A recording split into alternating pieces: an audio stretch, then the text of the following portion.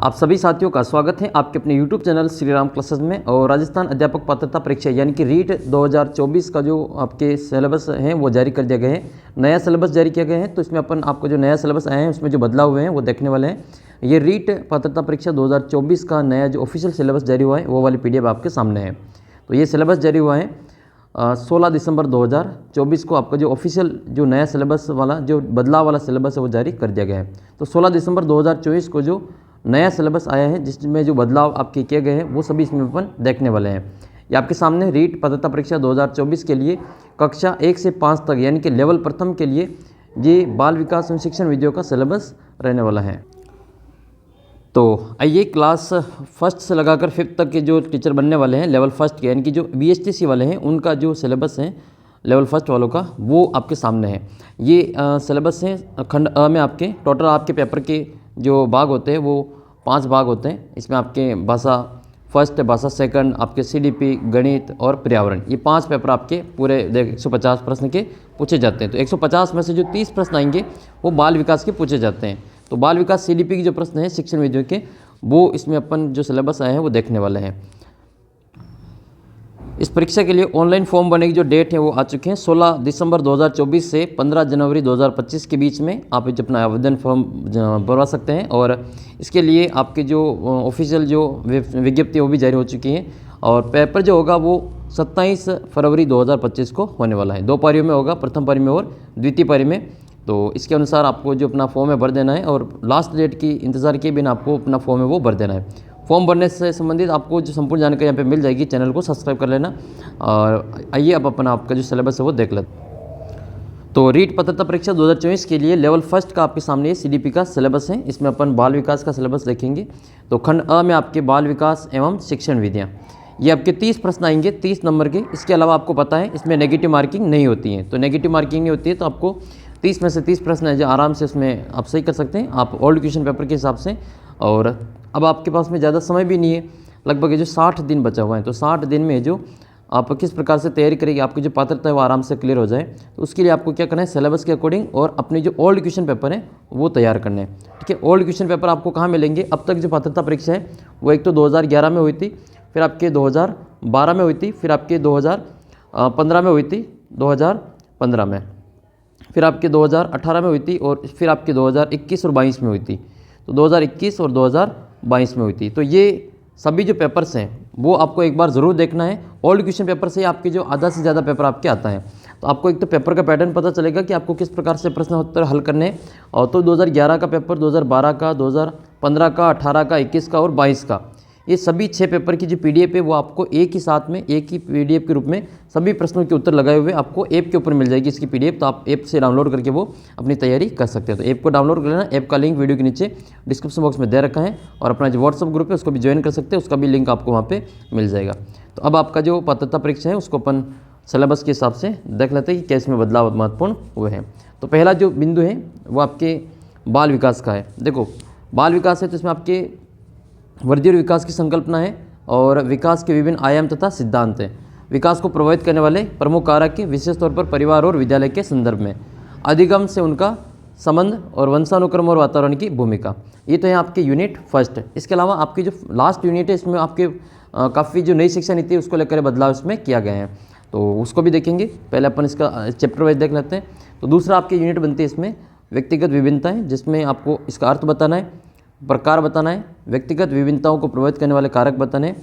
इसके अलावा दूसरा टॉपिक आता है व्यक्तित्व। तो व्यक्तित्व संकल्पना बतानी है, प्रकार, व्यक्तित्व को प्रभावित करने वाले कारक और व्यक्तित्व मापन की प्रमुख विधियाँ। फिर आपके बुद्धि तो बुद्धि में आपको संकल्पना बुद्धि के सिद्धांत, बुद्धि का मापन और बहुबुद्धि सिद्धांत और इसके निहितार्थ। इंपॉर्टेंट है ये बहुबुद्धि सिद्धांत, हर बारी परीक्षा में यहाँ से प्रश्न आता है। तो ये सिलेबस के अकॉर्डिंग आपको पूरी तैयारी करनी ताकि आपका जो पात्रता आराम से क्लियर हो जाए। फिर आपका तीसरा चैप्टर है इसमें विविध अधिगमकर्ताओं की समझ, जिसमें आपके पिछले विमंदित, प्रतिभाशाली, सृजनशील, अलाभान्वित, वंचित, विशेष आवश्यकता वाले बच्चे तथा अधिगम अक्षमता वाले युक्त बच्चे, अधिगम में आने वाली कठिनाइयाँ। ठीक है, और नेक्स्ट आपके समायोजन की संकल्पना, तरीके, समायोजन में अध्यापक की भूमिका। फिर नेक्स्ट चैप्टर जो आपका है ये कि अधिगम का अर्थ, संकल्पना, अधिगम को प्रभावित करने वाले कारक, ये सबसे महत्वपूर्ण है। अधिगम के सिद्धांत एवं इसके निहितार्थ, बच्चे कैसे सीखते हैं, अधिगम की प्रक्रियाएं, चिंतन, कल्पना, तर्क, ये सभी इसमें संबंधित हैं। अभिप्रेरणा एवं इसके अधिगम के लिए निहितार्थ। बात कर लेते हैं इसमें अगला जो आपका चैप्टर है वो ये है शिक्षण अधिगम की प्रक्रियाएं।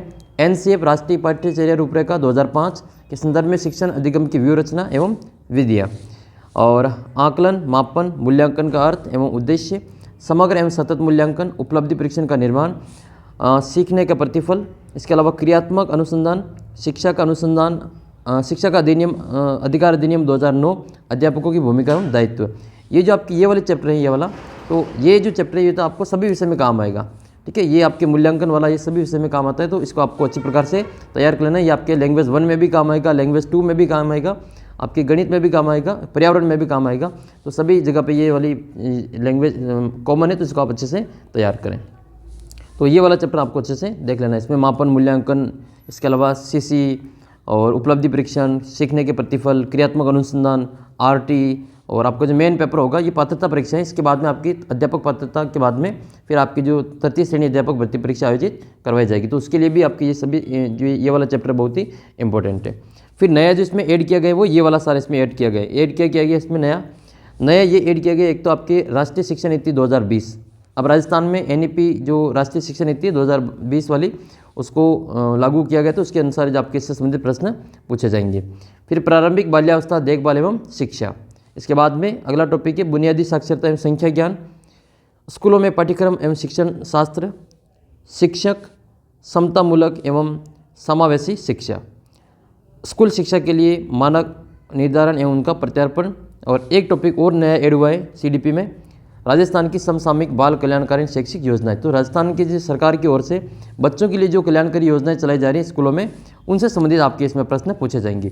तो ये टॉपिक आपके दोनों इसमें नए ऐड हुए हैं। बाकी जो सिलेबस वो आपका एज इट इज़ हूबहू है, उसमें कोई चेंज नहीं हुआ है। तो ये दोनों चैप्टर आपके नए हुए हैं। तो इनसे संबंधित आपका जो मैटर है वो आपको अपने ऐप के ऊपर मिल जाएगा। ऐप को डाउनलोड कर लेना। एनईपी से संबंधित हो, चाहे आपके जो राजस्थान की जो कल्याणकारी शैक्षिक योजना है, इनसे संबंधित जो आपके पीडीएफ वगैरह हैं वो आपको ऐप के ऊपर मिल जाएगी। ऐप को डाउनलोड कर लेना। ऐप के ऊपर आप जो अपने ओल्ड क्वेश्चन पेपर हैं उनको ज़रूर देखना, क्योंकि उनमें से आपके जो अधिकतर प्रश्न जो रिपीट होंगे हर साल, जो प्रश्न हर बार जो रीट में जो प्रश्न रिपीट होते हैं, और रीट में आपके नेगेटिव मार्किंग नहीं है। तो आपको एक भी प्रश्न छोड़ना नहीं है। 150 में से 150 की तैयारी करनी है और पूरे में से पूरे करके आने और पात्रता हासिल करनी है। अपना पहला उद्देश्य क्या है, 60 दिन में पात्रता हासिल करना। तो उसके लिए आप जो लगातार मेहनत करेंगे और ओल्ड क्वेश्चन पेपर ज़्यादा से ज़्यादा निकालेंगे, उससे आपका ज़्यादा ही फायदा मिलेगा। और इस सिलेबस को अगर कोई इंग्लिश मीडियम वाला है तो वो भी देख सकते हैं। मैं आपको यहाँ पे बताता हूँ, इस सिलेबस की पीडीएफ भी आपको यहाँ पे इंग्लिश मीडियम में और हिंदी मीडियम दोनों में दे रखी है। आप दोनों से इसका यहाँ पे स्क्रीनशॉट लेके देख सकते हैं। पीडीएफ नहीं है आप तो ऐप से डाउनलोड कर लेना। और बाकी आपने फॉर्म नहीं भराओ तो आप फॉर्म ज़रूर भर देना, क्योंकि आप लास्ट डेट का इंतजार करेंगे फिर आपकी डेट आगे नहीं बढ़ेगी, तो फिर आपको लास्ट में प्रॉब्लम हो सकती है। फॉर्म भरने से पहले आपको किन किन बातों की जानकारी रखनी होनी चाहिए, क्या क्या आपको विशेष ध्यान रखना है, उन सभी का डिटेल से एक वीडियो आपके आने वाला है। तो उसके लिए आप चैनल को सब्सक्राइब करके रखें, उसका लिंक वीडियो के नीचे डिस्क्रिप्शन बॉक्स में मिल जाएगा। तो आपके आने वाले पेपर के लिए आपको ऑल द बेस्ट। बाकी सभी सब्जेक्ट का भी आपको जो सिलेबस है वो यहीं मिल जाएगा। सभी के लिंक वीडियो के नीचे डिस्क्रिप्शन बॉक्स में और अपने प्लेलिस्ट में मिल जाएगा। तो आपके आने वाले पेपर के लिए जो आपका पेपर होगा फरवरी महीने में, उसके लिए आपको ऑल द बेस्ट। और ज़्यादा से ज़्यादा आप ओल्ड क्वेश्चन पेपर की तैयारी करें। किताब आपको जो एनसीईआरटी किताबें हैं उनके अनुसार ही आपको तैयारी करनी। तो एनसीईआरटी की जो किताबें हैं उनके अनुसार आपको तैयारी करनी, ताकि आपको कोई भी क्वेश्चन इसमें गलत नहीं होगा, और ऑथेंटिक किताबें वो होती हैं। इसके अलावा 2024-25 के जो सिलेबस में बोर्ड की जो किताबें हैं उन्हीं के अकॉर्डिंग आपको तैयारी करनी, ऐसा इसमें साफ मेंशन किया हुआ। तो ये साफ लिखा हुआ है इसमें आपके ये कि बहुविकल्पीय प्रश्न सब ऑब्जेक्टिव क्वेश्चन होंगे, और कक्षा 1 से 5 तक के राज्य सरकार द्वारा निर्धारित पाठ्यक्रम सत्र 2024-25 के आधार पर होगा, लेकिन प्रश्नों का चयन और कठिनाई का स्तर 10वीं तक का होगा। तो आपको जो तैयारी है वो क्लास 8 से लगाकर 8 तक की जो किताबें वो तो पढ़नी है, साथ ही 9th 10th की जो भी आपकी गणित और विज्ञान की किताबें उनको भी ध्यान में रखते हुए जो टॉपिक लगते हैं आपके, उनका भी आपको यहाँ पे तैयारी करनी है। तो 10वीं तक की जो आपको तैयारी यहाँ पे पूरी अच्छी किताबें अच्छे से तैयारी कर लेनी है। तो मिलेंगे आपको अगले वीडियो में नेक्स्ट वीडियो के साथ में, तब तक जय हिंद जय भारत।